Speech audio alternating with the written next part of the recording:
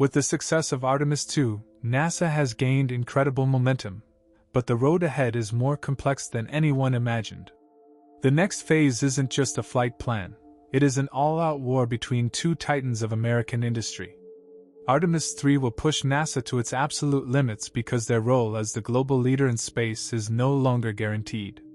The competition is moving fast, and there is an immense amount of work to do in a terrifyingly short amount of time.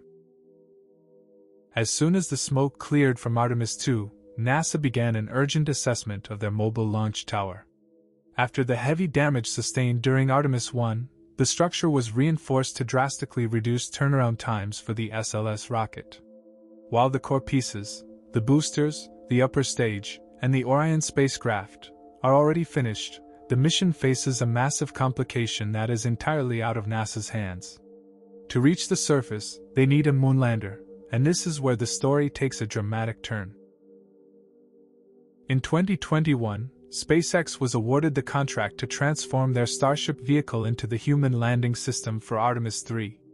We all remember the early days of Starship, the prototypes that would launch a few kilometers into the air only to fall back and explode in spectacular fireballs. Since then, progress has been undeniable. We have seen the Starship Super Heavy evolve through progressive test flights, inching closer to becoming a functional system.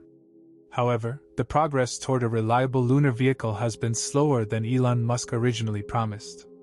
This uncertainty forced NASA to make a strategic move. In 2023, they awarded a second landing contract to Blue Origin, the rocket maker owned by Jeff Bezos. This sparked a literal battle of the titans. In early 2025, Blue Origin effectively caught up to SpaceX by launching their New Glenn rocket. Despite an initial booster explosion, they achieved a perfect second flight by late 2025, successfully deploying satellites and landing their booster on a floating platform. Now, NASA has decided that one or both of these massive landers will be tested during Artemis 3 in 2027. The original plan for Artemis 3 was to jump straight from a moon flyby to a dangerous lunar landing. But the new strategy is much more calculated.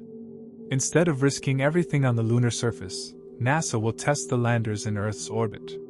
This involves the most difficult engineering challenge ever attempted: orbital refueling. Because these landers are so massive, they burn nearly all their fuel just getting into orbit. To reach the moon, they must be refueled in space by tanker ships, a feat that has never been done before. Once the refueling is successful, the crew will launch on the SLS and rendezvous with the landers. The experience inside these two vehicles could not be more different. In the Blue Origin scenario, astronauts enter a rugged, practical cabin that is larger than the old Apollo modules but still compact. In the SpaceX scenario, they enter the Starship, a beast 9 meters wide with a luxurious flight deck and an unprecedented amount of living space. Inside these ships, the crew will perform a total system shakedown, testing life support and trying on their new Axiom space suits in a vacuum for the first time. This mission is the ultimate proving ground. Following Artemis 3, the world will witness an autonomous, uncrewed moon landing, a final test to see which company is truly ready for the human mission. This isn't just about science or exploration anymore. This is about total domination of the lunar environment. NASA is in a breakneck race to secure the moon because they are not the only ones with a plan. The race for the moon is back, and the winner will define the future of humanity in the stars.